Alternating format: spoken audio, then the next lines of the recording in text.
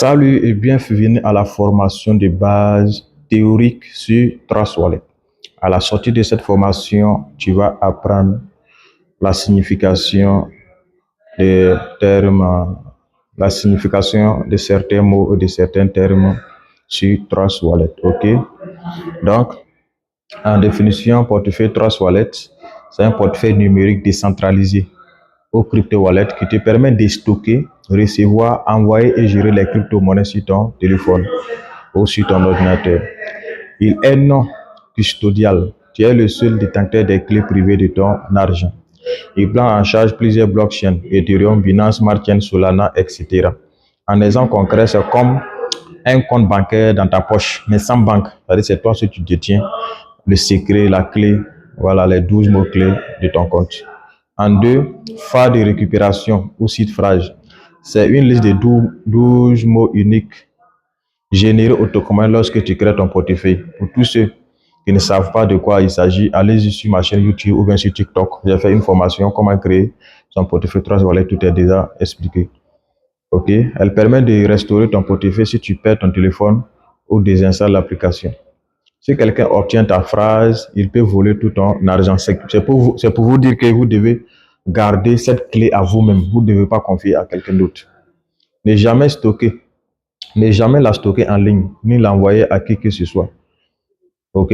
Ça veut dire, les 12 mots-clés qu'on te donne là, il ne faut jamais les mettre en ligne, soit recopier sur ton bloc-notes de téléphone. Non, non, non. Il faut recopier sur un bout de papier. Tu vas garder secrètement. Personne ne doit avoir accès à ça. Maintenant, qu'est-ce qu'un token? Un token est un jeton numérique représentant une valeur sur une blockchain. En exemple, on a les USDT, stablecoin, les Cake, token DeFi, Shiba et token même. Un token vit sur une blockchain spécifique. ERC20, qui est Ethereum, BP20, qui est Binance Smart Chain, etc.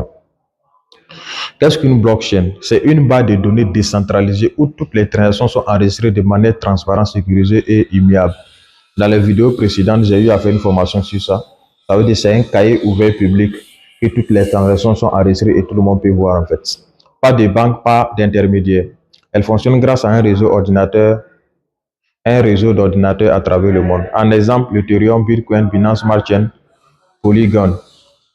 Maintenant, qu'est-ce que dApps? Parce que si on n'a pas expliqué en 5, dApps Centralized App. C'est une application décentralisée qui fonctionne sans serveur central, directement sur la blockchain.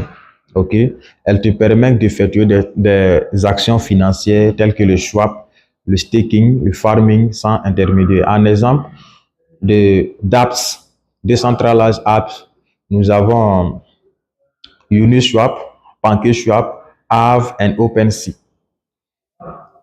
Au sixième point, nous avons DeFi, Finance décentralisée. Ok, c'est un ensemble de services financiers basés sur la blockchain.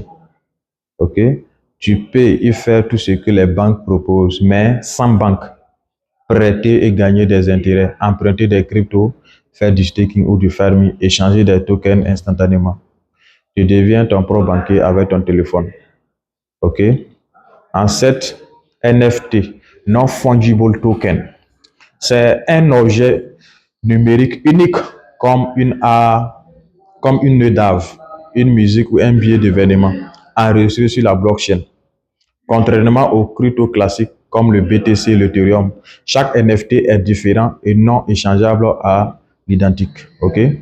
En exemple, on a les images, les clips, les certificats, les objets de jeux vidéo. Si c'est en Afrique ici, on peut mettre les statuettes. Voilà. C'est les NFT comme ça. Le huitième point, c'est le staking. Le staking, c'est l'action de bloquer une crypto dans un protocole ou portefeuille pour aider au fonctionnement du réseau, validation des transactions et gagner des récompenses en retour. C'est ça le staking. Ça veut dire que tu prêtes, tu empruntes, c'est comme voilà, tu épargnes ton argent et les réseaux vont utiliser ton truc, tes différents cryptos pour travailler avec et tu gagnes une récompense en retour. Donc tu places la crypto et tu gagnes des intérêts comme dans un compte épargne. Très bien. Le 9, le farming ou bien le yield farming. C'est une technique qui consiste à fournir des liquidités, des cryptos à une plateforme d'échange décentralisée. En exemple, on peut y aller le PancakeSwap pour recevoir des récompenses. Mais le risque est très élevé que le staking, ok? Mais rendement potentiel plus important. Le 10e point, c'est airdrop.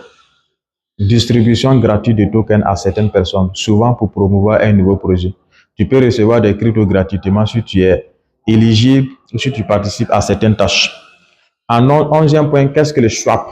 Le swap, c'est une manière d'échange, un échange instantané d'un token contre un autre. En exemple, tu as du BNB, tu veux transformer ça en cake. Tu fais un swap via PancakeSwap et tu échanges directement. Le 12e point, c'est stablecoin. Qu'est-ce que le stablecoin? C'est une crypto-monnaie qui garde une valeur stable, souvent adossée au dollar américain. Et tous ceux qui suivent l'actualité des cryptos, vous voyez tout dernièrement, Donald Trump, le président Donald Trump vient de signer, d'égaliser le staking aux États-Unis. Ok? En exemple, on a les USDT, le USDC et le BUSD. Très utile pour se protéger contre les variations du marché. Ça veut dire que tu peux avoir de l'argent comme ça. Au lieu d'aller déposer à la banque, tu peux prendre cet argent pour convertir en USDT déposé. Voilà. Et quand c'est comme ça, quelle qu'en soit la fluctuation du marché, mais ton argent reste intact parce que tu n'as pas pris pour investir sur une crypto-monnaie. Le 13e point qui est l'adresse du portefeuille. C'est une suite de caractères comme une clé bancaire qui permet d'envoyer ou recevoir des cryptos. Chaque token a sa propre adresse selon la blockchain. En exemple, l'adresse d'Ethereum commence souvent par O. Vous voyez? Frais de gaz fees. Ce sont les frais des réseaux à payer pour valider une transaction sur la blockchain. Sur la blockchain. En Ethereum, les frais sont payés en ETH. En BSC, les frais sont payés en BNB. OK?